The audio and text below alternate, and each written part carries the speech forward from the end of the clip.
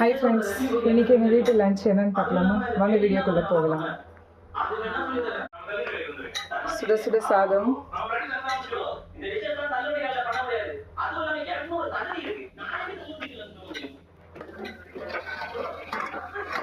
கத்திரிக்காய், முருங்கைக்காய், மாங்காய்லாம் போட்டு ஒரு கதம்ப சாம்பார்,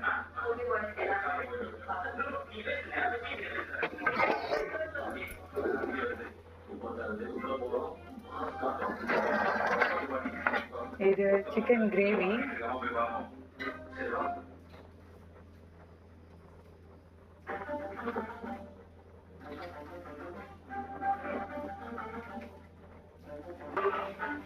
அப்புறம் எக்கு பாயில் பண்ணி வச்சுருக்கேன்.